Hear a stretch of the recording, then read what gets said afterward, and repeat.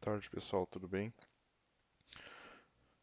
Então hoje daremos início à primeira aula da disciplina de conformação mecânica dos metais, onde a gente vai abordar, vamos dar uma breve introdução sobre esses processos de conformação mecânica, ah, como a gente pode classificar eles e também quais são os resultados em questão de peças que a gente pode obter então desses processos de conformação. Então, ao longo do curso de Engenharia Mecânica, vocês devem ter visto que a gente tem diversos processos de fabricação. Temos lá os processos de conformação primária, que a gente chama, que, por exemplo, a gente tem o processo de fundição, extrusão por fusão, metalurgia do pó. Então, quem fez a disciplina de processamento de materiais comigo, a gente abordou alguns desses processos de conformação primária. Principalmente ali a fundição e a metalurgia do pó. Eles não têm assim uma forma inicial e forma final, digamos, bem definida. Quando a gente trata do processo bruto, né, o processo de fundição, a gente vai pegar lá alguns tipos de metais ou ligas, vai fazer a sua fusão, muitas vezes vai deixar ele na forma de um tarugo ou algo do gênero. Então isso não vai ter uma forma muito bem definida. A gente não vai utilizar ele dessa forma. Já na metodologia do pó a gente já viu que é um pouquinho diferente. Normalmente já a conclusão do processo de metalurgia já é a peça bem definida e já pronta para o uso. A gente tem os processos de fabricação também. Dentre os processos a gente tem a usinagem, né, que pode ser feita em serras, tornos, fresas, entre outros. Nesse caso, o processo a forma é obtida pela remoção de material, né? Então, num processo de usinagem ali que a gente tem que serrar, por exemplo, a gente vai desbastando aquele material, aquela peça, até a gente ter a forma e as dimensões que a gente deseja. Temos os processos de fabricação por junção ou união. Então, aqui a gente está falando se for uma junção ou união metalúrgica de processos de soldagem, de brasagem, entre outros. E se for ali uma junção ou união mecânica, o processo de rebitagem, acoplamento, entre outros. Temos ainda como processo de fabricação os processos que envolvem o tratamento dos metais. Então a gente pode ter através de tratamentos térmicos, como a têmpera, por exemplo, tratamentos superficiais, aí a gente já está falando de uma cimentação, boretação, uma nitratação. Nesses processos a gente não tem uma mudança de forma, né? Então as dimensões e as formas iniciais elas se mantêm as mesmas, mas há uma mudança principalmente nas propriedades dessas peças e também na aparência delas. E por último ali, que vai ser o objeto do nosso estudo, né? Que são os processos de conformação mecânica. Então a gente elencou alguns ali, a gente tem a laminação, trifilação, processo de forjamento, extrusão, entre outros. Então nesses casos, nos processos de conformação mecânica, o material ele é formado normalmente por deformação plástica. Existem outras formas, né, da gente conformar esses metais, mas aí a gente vai ver com um pouco mais de detalhe mais à frente. Então, o que é um processo de conformação? A gente vai definir aqui como processo de conformação dos metais a modificação de um corpo metálico para uma outra forma definida.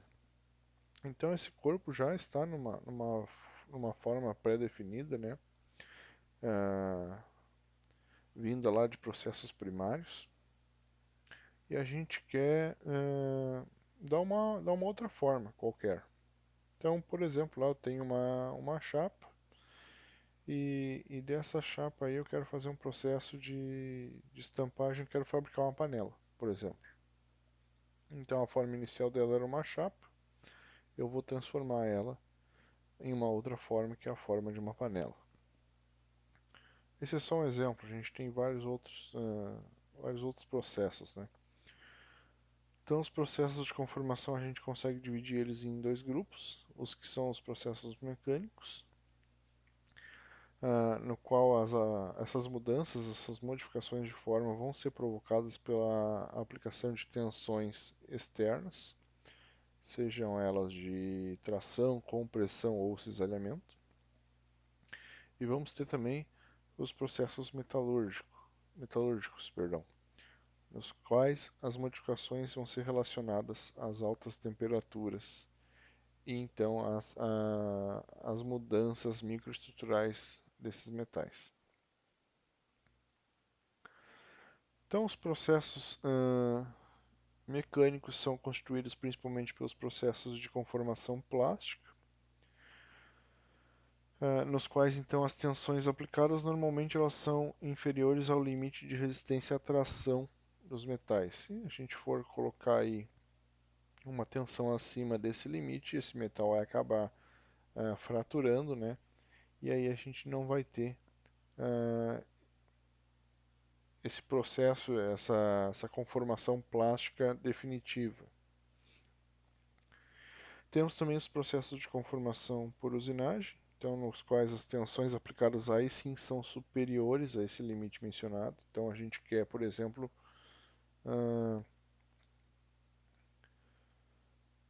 cortar uma determinada chapa. Então, obviamente, a gente vai ter que levar essa chapa a, a valores de tensões acima desse limite de resistência à tração para aí executar o corte dessa chapa.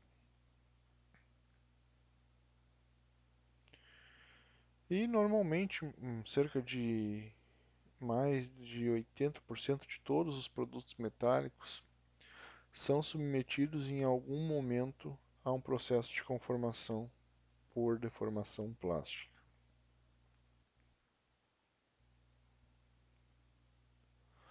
Então, esses processos de conformação plástica eles permitem que a gente obtenha peças no estado sólido, com características bem controladas, sendo obtidos então através da aplicação de esforços mecânicos nos corpos metálicos iniciais, né, que a gente tem lá a pré-forma inicial, que mantém no primeiro momento o seu volume constante. Então, de uma forma mais resumida, qual é o objetivo desses processos? É, obter então produtos finais com especificações tanto de dimensão e forma, propriedades mecânicas bem definidas e também condições superficiais bem definidas. A vantagem do processo de conformação mecânica quando comparado a alguns outros. Ela tem pouca ou nenhuma geração de sucata. Então, normalmente a gente só faz o processo de deformação. Em poucas situações a gente vai ter alguma geração de sucata.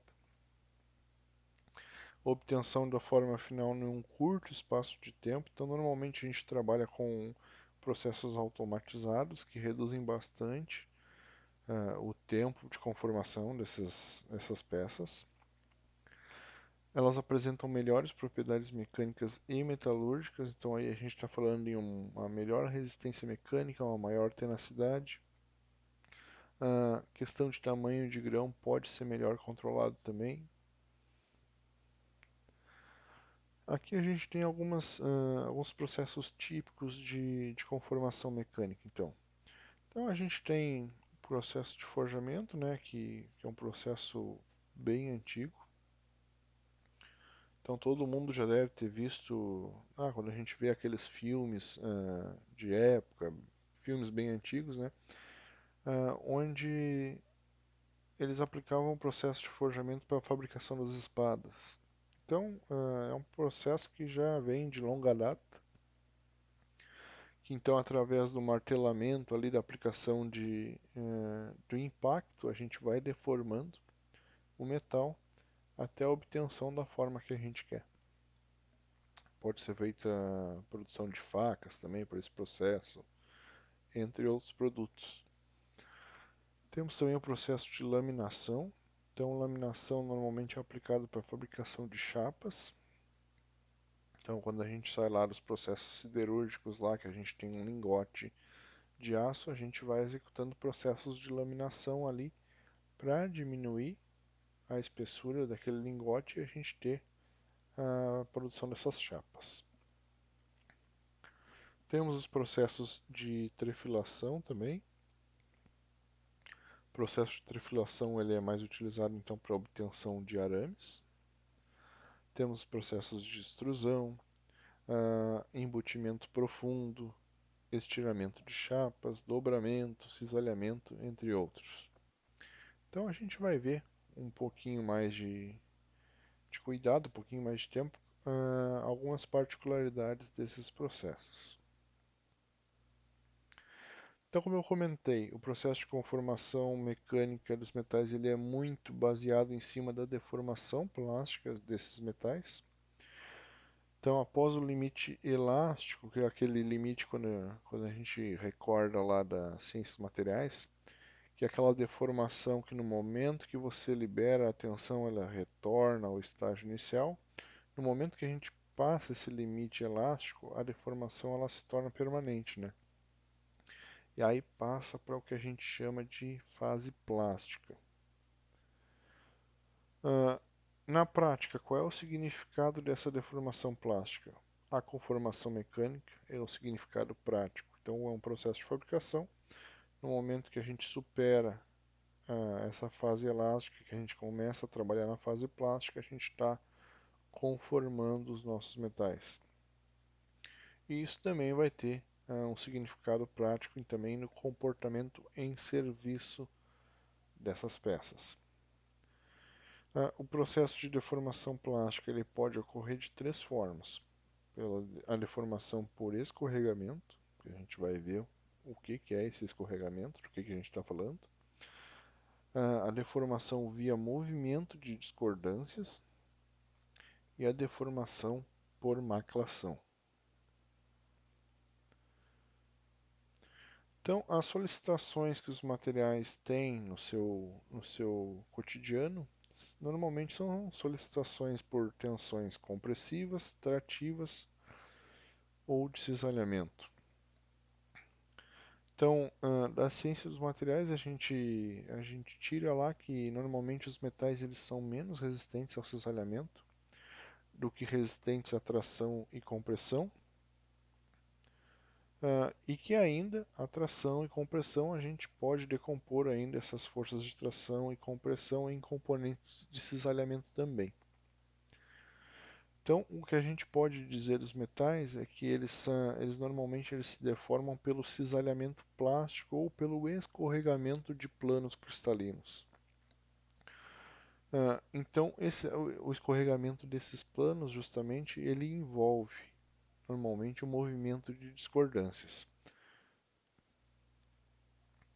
Então, isso tudo, na realidade, isso acontece numa escala microscópica, né?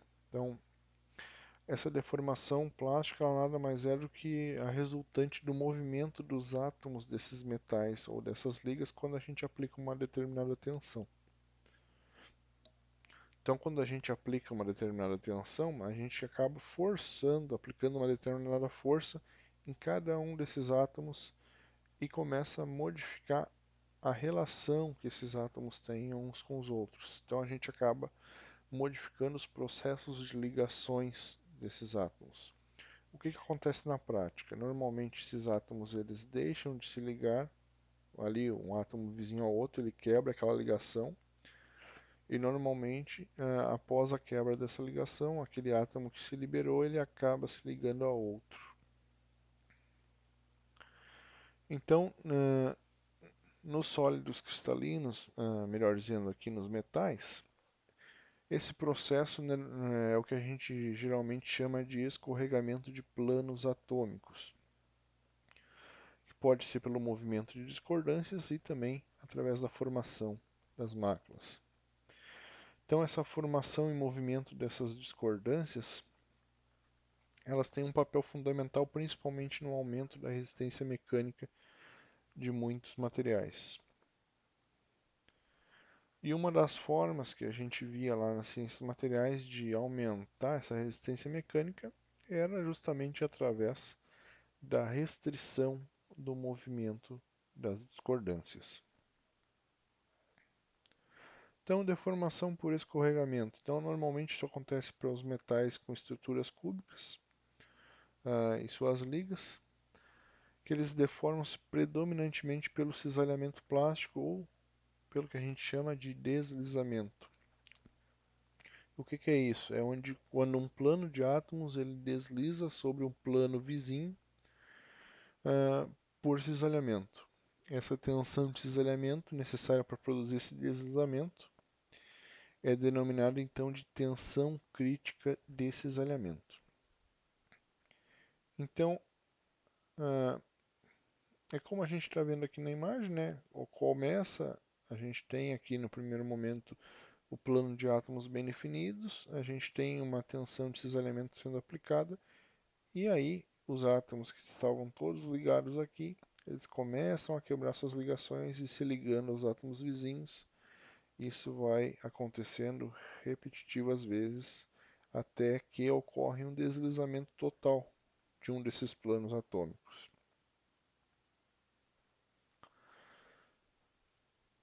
Beleza.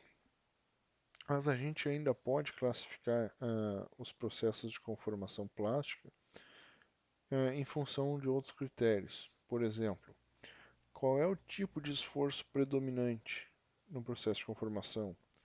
Qual é a temperatura de trabalho? Se a gente vai ter um processo a quente, um processo a frio? Qual é a forma do produto trabalhado ou do produto final? Tamanho da região de deformação, se é uma deformação localizada ou uma deformação geral. Tipos de fluxo do material, se é um fluxo estacionário, intermitente. Tipo de produto obtido, se é um produto que é um produto semi-acabado ou já é um produto acabado. Então tem diversas formas de a gente classificar um processo de conformação mecânica. Então aqui vamos a uma classificação um pouco mais ampla. Então a gente tem ali os processos mecânicos, então a aplicação de uma determinada tensão, né? Com o processo de conformação por deformação plástica, então essa tensão é menor do que a tensão máxima do material. Aí a gente vai ter ali os processos de laminação, forjamento, extrusão, trefilação e estampagem. Quando a tensão ela é maior do que a tensão máxima suportada aqui no material, aí a gente vai ter os processos de conformação por torneamento, fresagem, planamento, retificação ou por estampagem por corte. Então, já nesse caso aqui, todos eles envolvem uma determinada perda de material. Nesse caso aqui, a perda é pouca ou nenhuma. Esse aqui a gente já tem uma perda de material. A gente pode ter os processos de conformação também por processos metalúrgicos, né? Aí já é uma situação totalmente diferente. A gente está aplicando temperaturas para executar esses processos de conformação. Então, normalmente, a gente vai ter aqui a conformação por solidificação nos processos de fundição, lingotamento e soldagem, e aí conformação por sinterização no processo de metalurgia do pó. Então, esses aqui, a gente já contemplou eles na disciplina de processamento de materiais. Então, na disciplina de conformação, a gente vai contemplar esses processos aqui. Então, como eu falei, os processos de conformação eles podem ser classificados em função do esforço predominante. A gente pode classificar eles em processos de conformação por compressão direta, compressão indireta, conformação por tração, conformação por cisalhamento e conformação por flexão. Então a gente tem aqui os processos de conformação por compressão indireta, onde a gente vai ter uma força externa, uma solicitação externa de compressão sendo aplicada sobre a peça que a gente vai trabalhar. Então, os principais exemplos a gente tem que é o exemplo do forjamento e da laminação. Então aqui, o primeiro exemplo, um processo de laminação comum.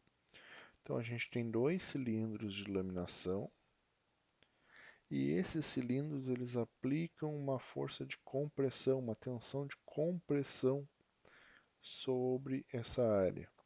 É essa tensão de compressão que vai fazer então essa chapa ter uma redução de espessura e passar aqui e ter um aumento de comprimento.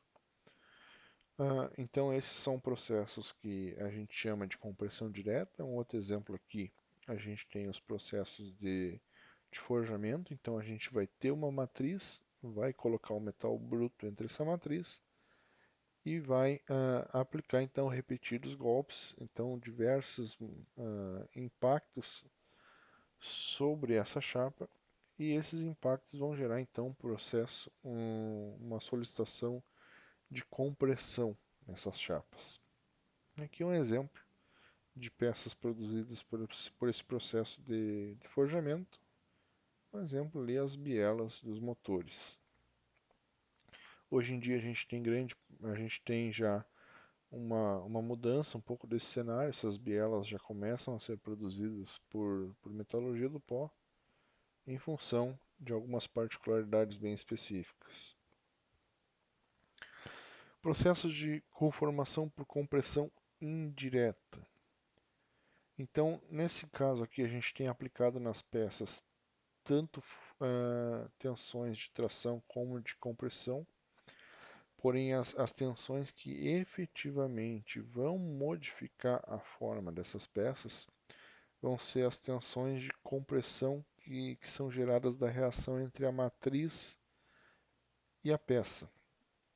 Então aqui é um exemplo, processo de trefilação de fios e tubos, processos de extrusão e processos de estampagem profunda. Então aqui a gente vem com punção, né, aplicando uma força de compressão nessa chapa, mas a força que realmente vai gerar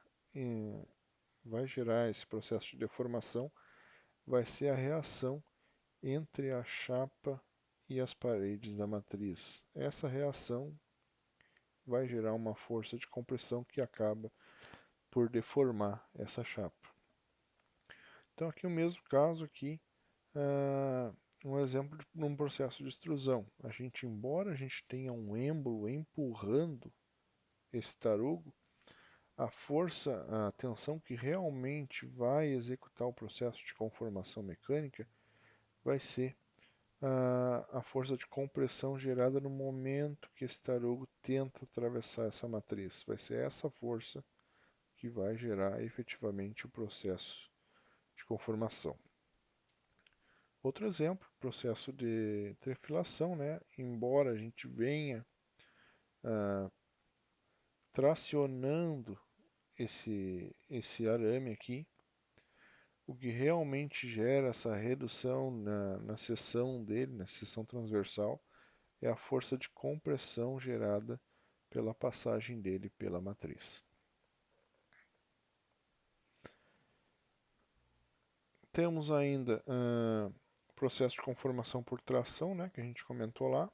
O principal exemplo desse processo é o processo de estiramento de chapas, onde esse processo de estiramento vai ocorrer justamente pela aplicação de tensões trativas nessas chapas. Então a gente vai ter garras que prendem a ponta dessa chapa e um pistão ou um bloco de modelar ele acaba subindo e no momento que ele encosta na chapa ele aplica uma tensão então de tração nessa chapa. Então aqui os processos de conformação por cisalhamento, ou seja, aqueles que envolvem forças cisalhantes. Então os principais exemplos desses processos vão ser os processos de torções de barras e o corte de chapas. Então nada mais é do que a gente aplicar uma tensão de cisalhamento, uma força cisalhante ali, né? Como a gente está vendo aqui nessa figura, até o momento onde ocorre então o rompimento total das ligações e a gente tem então o corte das chapas. Temos ainda os processos de conformação por flexão. Então, nesse caso aqui, a conformação ela vai ser obtida através da aplicação de um momento fletor sobre as chapas. E esse movimento fletor ele vai gerar então o processo de dobramento. Então a gente vem aplicando um momento fletor aqui, tem uma matriz ali que a gente quer que a peça fique com aquele determinado ângulo, né? Isso gera um momento fletor e acaba dobrando a chapa.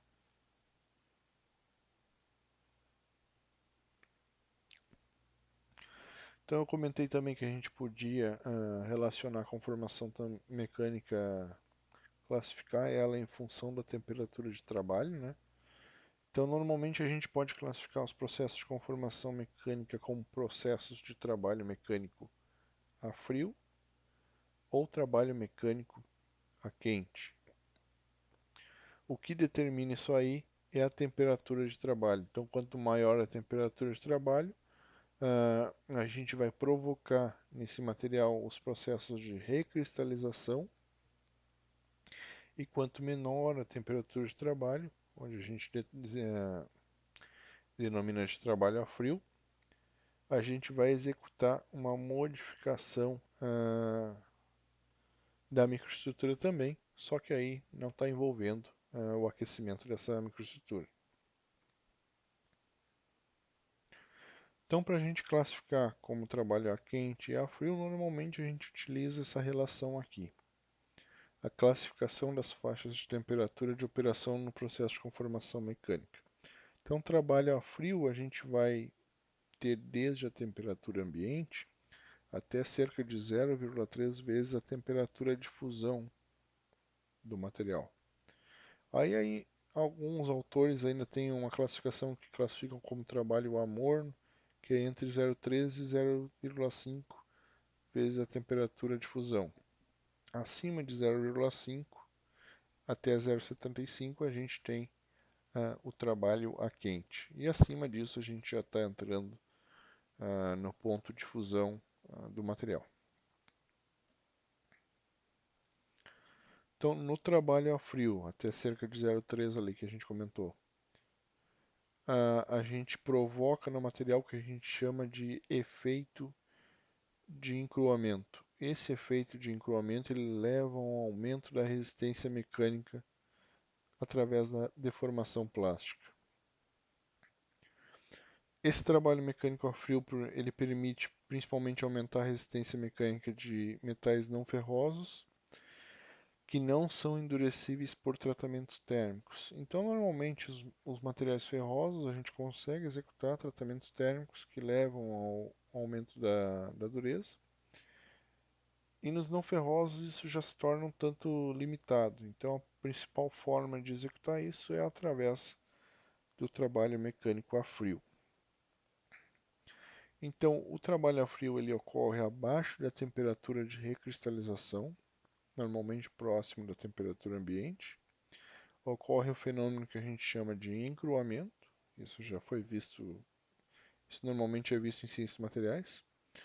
Então, os grãos eles se alongam na direção do esforço mecânico. Isso é menos intenso no processo de laminação a frio e mais intenso nos processos de estiramento e trefilação. Mas, então, esses grãos eles vão se compactar e se alongar na direção do esforço aplicado. Então, é o que a gente tem aqui. Então, o primeiro exemplo aqui a gente tem um metal no estado recristalizado, né? Aqui os grãos deles estão mais bonitinhos, estão maiores ali, mais com as dimensões melhor definidas, né? Mais iguais. Aqui a gente tem a estrutura no estado laminado a frio, então a gente observa que ocorreu um pequeno achatamento desses grãos, né?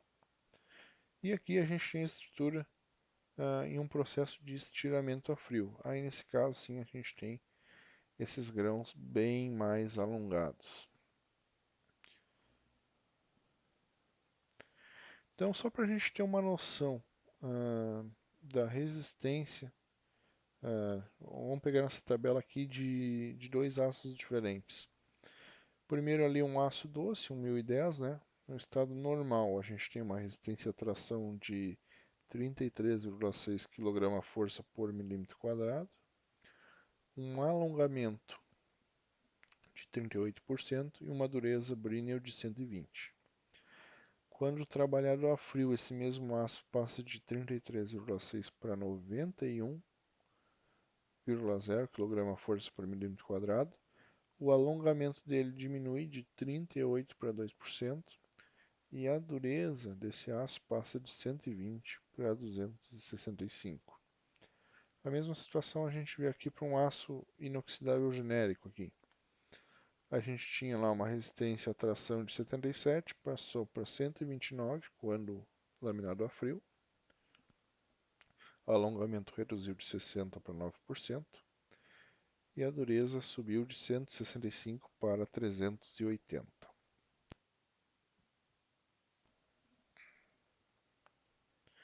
Então aqui um exemplo da microestrutura, como é que fica, né? A gente tem antes da deformação ali uma microestrutura mais equiaxial, os grãos um pouco mais redondinhos, organizadinhos.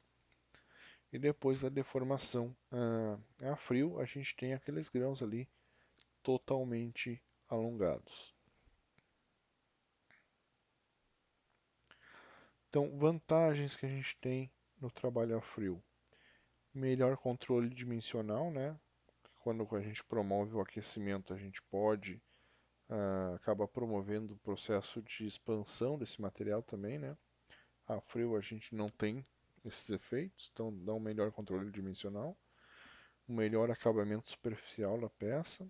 Normalmente os processos de trabalho a quente geram algum tipo de oxidação dessa peça. Temos também um aumento da resistência mecânica e dureza do material pelo processo de encruamento. Desvantagens. Como desvantagem, a gente precisa de uma maior energia para deformar o material, o que se a gente executar a quente, a temperatura ela acaba auxiliando. Tem uma menor deformação do material quando comparado com o processo a quente. O material após o processo de conformação ele apresenta um elevado estado de tensões, ou seja, reduz a ductilidade dele. Isso normalmente promove uma certa fragilização desse material. E também desvantagem exige um ferramental que suporte maiores tensões, porque as tensões, a energia para a gente deformar essas peças é maior, né? Trabalho a quente. Uh, então, o fenômeno de aumento da dureza é causado pela deformação e normalmente também ocorre um processo de amolecimento devido ao recozimento. Isso ocorre simultaneamente. Então, o processo, essa deformação que causa esse endurecimento, ele está sendo executado pelos rolos aqui. E a gente tem um amolecimento causado pela aplicação de uma temperatura externa aqui. Então aqui a gente tem um forno que está aplicando uma temperatura. Consequentemente, o esforço de compressão para deformar esse material ele se torna um tanto quanto menor. Então, normalmente isso é executado acima da temperatura de recristalização dos metais e das suas ligas. Como característica, então, normalmente é a primeira etapa de um processo metalúrgico de conformação mecânica. Então, como exemplo, a gente vem lá do processo de lingotamento. Lá vai produzir os lingotes com dimensões superdimensionadas, digamos assim, né? E a gente tem que diminuir esses lingotes até a produção das chapas, que é algo mais palpável, mais fácil da gente conformar. Então, esse processo de redução dessa espessura, altas reduções, né? Ele normalmente, a primeira etapa a ser executada é um processo de laminação a quente. Então, normalmente nesses processos a quente, A energia para deformar ela é menor. Então, se a gente pensar em peças muito grandes, é mais fácil a gente aplicar um processo a quente para a gente ter energias menores. O metal ele adquire maior capacidade para deformar sem fissuração. Então, a gente, ao contrário ali do encruamento que acabava enrijecendo muito material, aqui a gente tem uma margem maior para a gente trabalhar.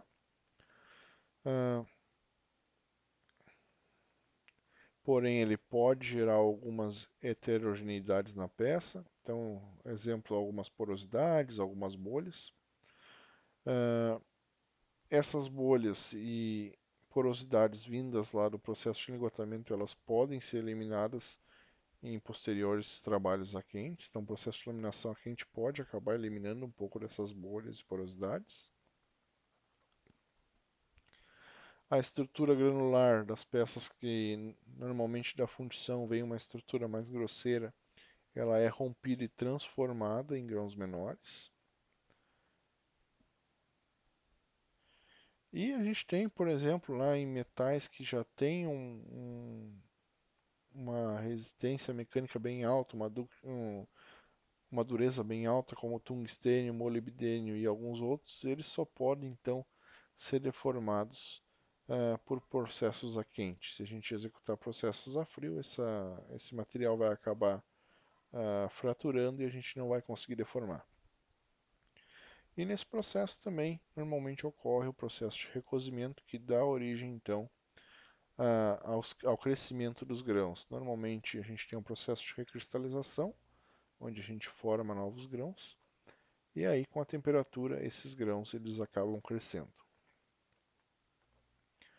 Então, vantagens do trabalho a quente, então permite emprego de menores esforços mecânicos para uma mesma deformação que seria executada lá no processo a frio, né? Promove o refinamento da estrutura do material, o que melhora a tenacidade, elimina porosidades, deforma profundamente devido ao processo de recristalização. Desvantagem: a gente precisa de ferramentas que suportem ao calor, né? Normalmente essas ferramentas são feitas em aços especiais que têm um custo mais elevado. O material, em função da temperatura, ele sofre uma maior oxidação, e isso normalmente gera uma carepa sobre a peça, né? Forma uma casca de óxidos. Não permite a obtenção de dimensões dentro de tolerâncias muito estreitas. Então aqui a gente tem os dois exemplos, o processo ali no ar de conformação a frio, né? Então a gente tem a laminação a frio aqui, os grãos ao passar entre os cilindros eles acabam sendo comprimidos e achatados. E em um processo de laminação a quente ocorre esse processo de compressão. Então a gente vem aqui com o nosso tarugo, a nossa chapa grossa. Ela começa a aquecer, tem o crescimento de grãos. Ao passar entre os rolos, esses grãos são comprimidos. E como a gente ainda tem uma temperatura muito alta, o que ocorre? Ocorre um processo de criação de novos grãos. Esses novos grãos eles começam a crescer, então ocorre a nucleação dos grãos, eles começam a crescer e tem uma estrutura muito próxima à inicial. Então ocorre o crescimento desses grãos, a gente tem os grãos de forma mais equiaxial ali e não tem tanto esse efeito de alongamento dos grãos. Então vamos fazer aqui um pequeno comparativo de trabalho a frio e trabalho a quente. Então, trabalho a quente a gente vai executar quando a gente quer grandes deformações, quando for necessário executar o processo de recozimento da peça, porém a gente tem que saber que vai nos dar uma baixa qualidade dimensional e superficial. Normalmente vai ser empregado então para processos de desbaste, né? Aplicado em peças grandes ou de formas complexas. A gente tem que ter em mente que esse processo vai gerar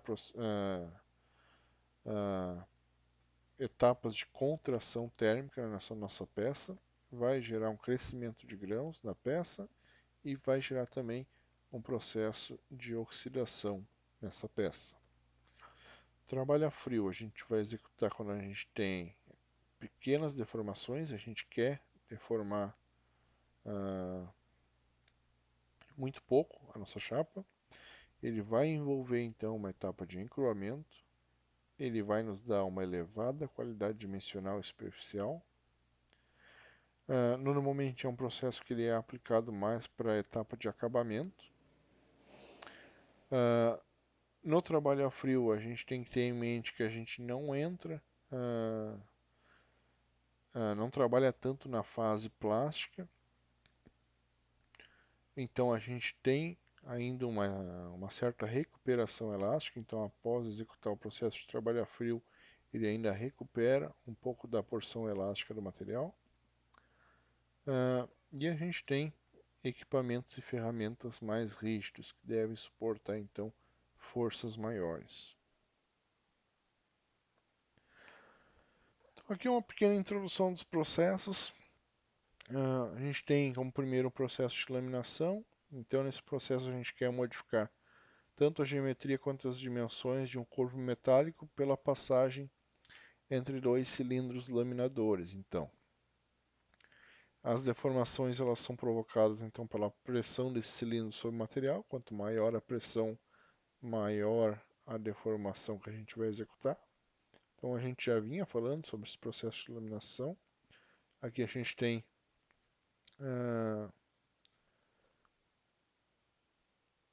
um perfil em I, né, sendo laminado. Um outro processo que a gente vai ver também um pouco mais detalhado depois é o processo de forjamento. Então a gente modifica a geometria e as dimensões de um corpo metálico pela aplicação de tensões de compressão. A ação das matrizes ela pode ser por meio de golpes, então normalmente a gente utiliza lá martelos, né, ou por ação contínua, então quando a gente utiliza prensas hidráulicas. Um exemplo de peças que podem ser produzidas por esse processo ali, o girabrequim ou virabrequim, como muitos chamam. Então aqui vamos ver um pequeno videozinho que fala justamente desse processo de forjamento. Anias, tudo bom? Tudo bem. Olha só o que eu achei no porão da minha casa. Que beleza, Caio. É linda, né? Minha mãe disse que era do meu bisavô. Sabe que uma espada dessas era feita artesanalmente? O ferreiro martelava até que a peça ficasse com a forma que ele queria. A conformação do material era feita com arte e principalmente com força. Esse processo de conformação mecânica chama-se forjamento. Mas o martelo e a bigorna são coisas do passado, né? Claro, eles foram substituídos por máquinas e matrizes que permitem a produção de milhares de peças. E é isso que a gente vai começar a ver agora.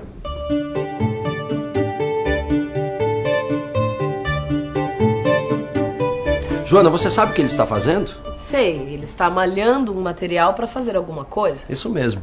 Em outras palavras, ele está conformando o material por martelamento. Mas isso tem um outro nome, né, Célio? Tem. É o forjamento.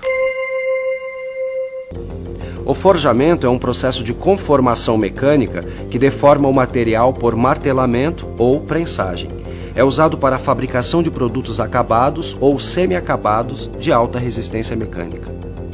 Hoje em dia, o forjamento é feito através de equipamentos, pela aplicação individual e intermitente de pressão. Quer dizer, pelo martelo de forja e pela prensa.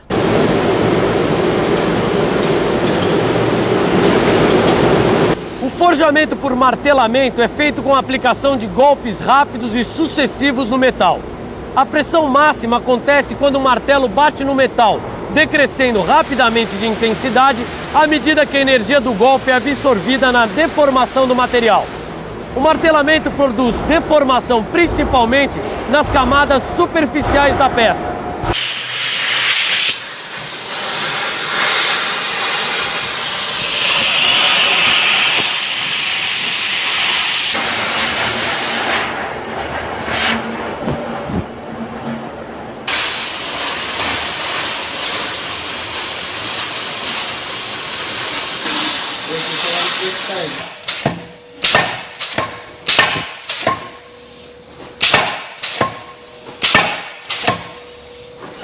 de eixos, discos de turbinas e virabrequins são alguns produtos forjados fabricados por martelamento. Os martelos de forja aplicam golpes rápidos e sucessivos ao metal, através de uma massa de 200 a 3.000 quilogramas, que cai livremente ou é impulsionada de uma altura que varia entre 1 e 3,5 metros. Na prensagem, o metal fica sujeito à força de compressão em baixa velocidade e a pressão máxima é atingida pouco antes da carga ser retirada. Veja que a força é aplicada gradativamente. Assim, as camadas mais profundas da estrutura do material são atingidas, tornando a deformação mais regular do que no martelamento. No forjamento por prensagem, as prensas mecânicas de curso limitado são acionadas por eixos excêntricos e podem aplicar cargas entre 100 e 8.000 toneladas. Já as prensas hidráulicas podem ter grande curso e são acionadas por pistões hidráulicos.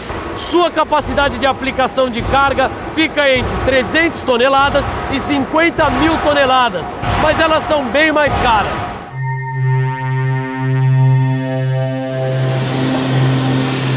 As operações de forjamento são realizadas a quente, em temperaturas superiores às de recristalização do metal. Peças como essas têm que ser aquecidas uniformemente, em temperatura adequada. Para aquecer o material a ser forjado, podemos usar vários tipos de condições. Por exemplo, fornos de câmara, fornos de atmosfera controlada ou por indução. Existem materiais não ferrosos que podem ser forjados a frio. Toda a operação de forjamento precisa de uma matriz que fornece o formato final da peça.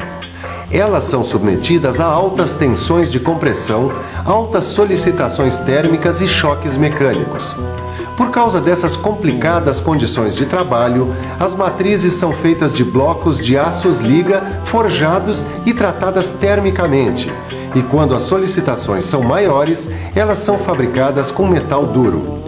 O forjamento é feito em matrizes abertas ou em matrizes fechadas. Aqui a gente vê que no forjamento em matrizes abertas ou forjamento livre, as matrizes têm formatos simples. Primeiro vem o corte do metal em barra, que a gente chama de corte do Blank. Depois de cortado, o metal é aquecido num forno. Aí então é feito o forjamento propriamente dito. No final a peça é resfriada e rebarbada. O forjamento livre é recomendado para a produção de pequeno número de peças, mas que tenham um tamanho grande, como eixos de navios, turbinas, virabrequins e anéis de grande porte. Ô, Ananias, tudo bom? Tudo bem. Olha só o que eu achei no porão.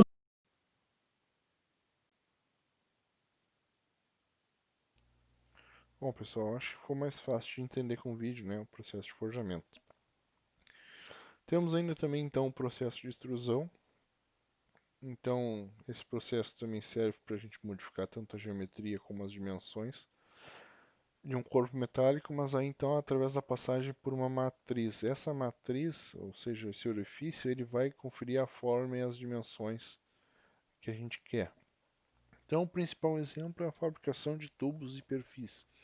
Esse processo de extrusão, para quem já viu um processo de extrusão de polímeros, ele é muito semelhante. A gente vai ter um pistão empurrando esse tarugo metálico, né? E aqui, na ponta dessa extrusora, a gente vai ter uma matriz com o formato que a gente quer. Então, vamos pegar, por exemplo, qualquer perfil desse, por exemplo, esse perfil mais arredondado aqui, a gente vai ter uma matriz aqui com um orifício que permite então a passagem somente de parte do material. E aí então vai saindo esses perfis. Então após sair o perfil, ele é cortado, né? E aí a gente tem a fabricação desse perfil. Ou então a gente pode utilizar então para a fabricação de tubos metálicos.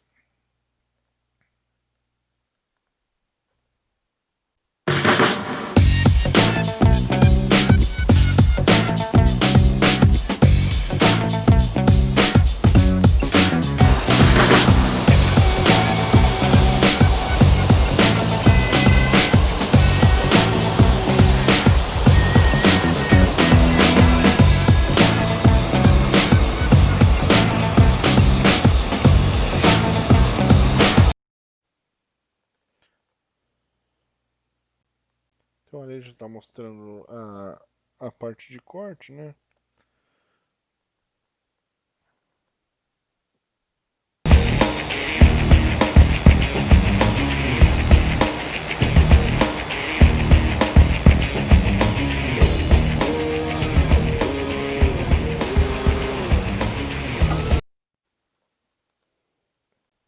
Opa, passei.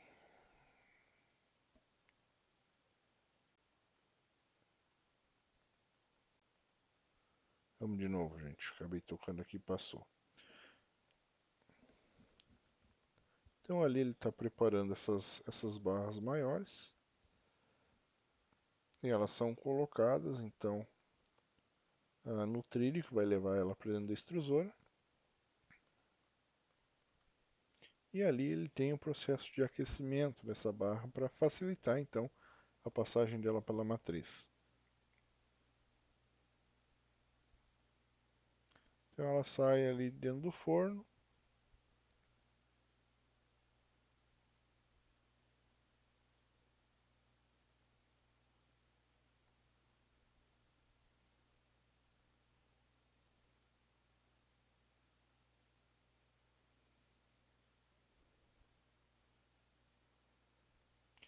Foi cortada ali em pedaços menores e agora sim vai ser aplicada a pressão dentro do processo de extrusão.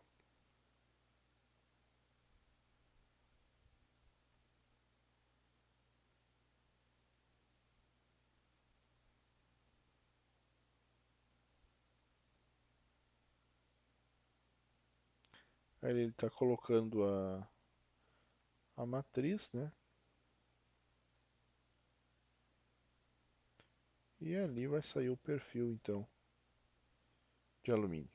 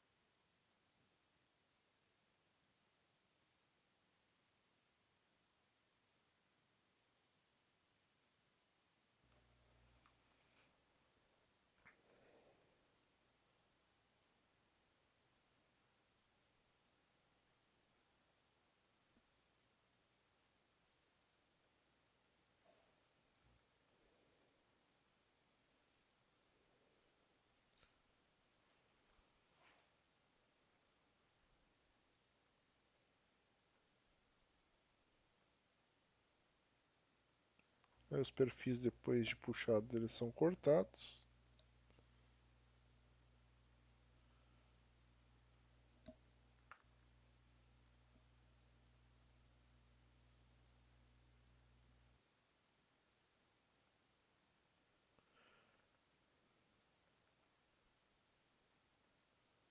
E basicamente é o processo. Então a gente pode produzir diversos tipos de perfis, né? A única coisa que a gente tem que modificar então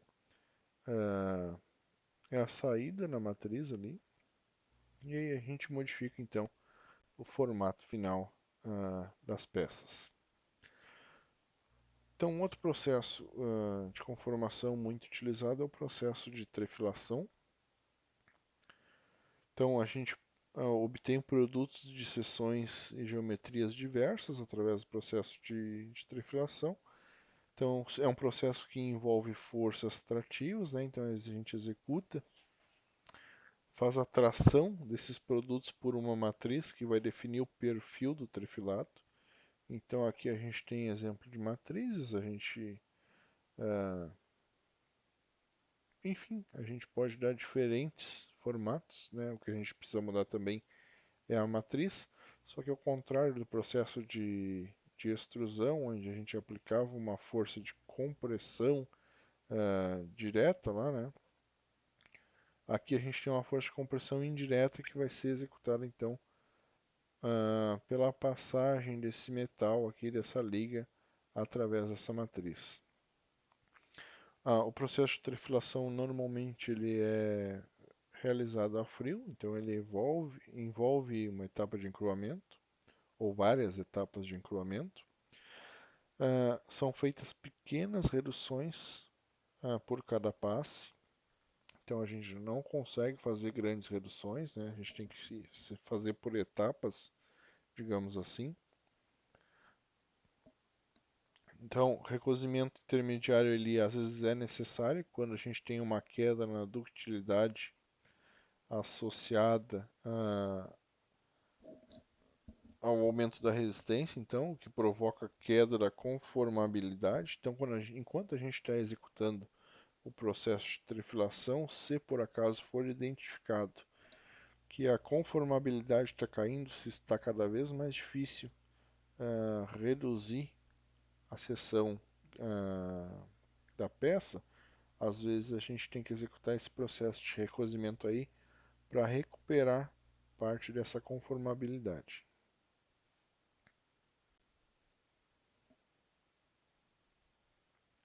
Então ali a ferramenta, né? Vista em corte.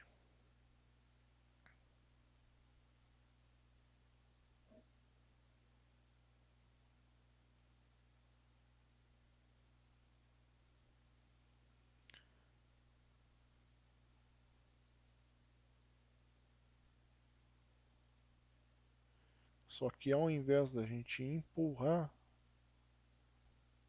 essa peça, a gente vai acabar puxando ela em direção ali à matriz.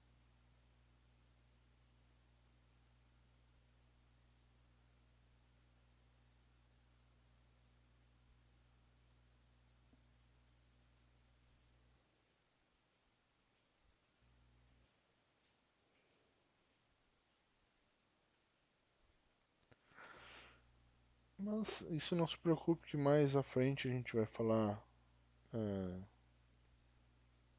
de forma melhor cada um desses processos, vai entrar dentro de cada um, vai explicar as suas particularidades de uma forma com mais tempo. Aqui hoje foi só para a gente ter uma breve introdução do que a gente vai encontrar na disciplina. Então, para a gente fazer um resumo aqui dos processos, a gente tem lá, por exemplo, processo de laminação. A força preponderante é a força de compressão direta, né, como a gente viu. Ele pode ser feito tanto a quente quanto a frio. Vai nos dar então placas, chapas, barras e perfis. Isso realizado a quente, né? Placas, chapas ou barras também para materiais não ferrosos. E quando a frio ele vai nos gerar então a produção de chapas acabadas. Temos também um processo de trefilação, que é compressão indireta, a força, né? Normalmente é feito a frio. Vai nos dar barras, arames e fios para aços. E materiais não ferrosos vai nos gerar também a produção, além desses, a produção de tubos. Aqui repetiu. Processo de estampagem profunda. Processo de estampagem é um processo que a gente tem compressão indireta, em parte, pode ser feito tanto a quente quanto a frio. A gente pode produzir então nos aços nos aços e materiais não ferrosos peças grandes a partir de placas feitas a quente e nos processos a frio peças de chapas estampadas. Processo de corte, as forças preponderantes são forças de cesareamento. A gente pode ter cortes a quente como a frio, né? Então, o produto final vão ser as peças cortadas. E basicamente é isso para nossa introdução. Então, na próxima aula, sim, a gente já começa a entrar mais a fundo nesses processos, ver as particularidades que cada um tem, ver os cálculos envolvidos para a redução dessas seções E é isso aí, pessoal. Agradeço a todos que prestaram atenção nesse vídeo e espero vocês na próxima aula.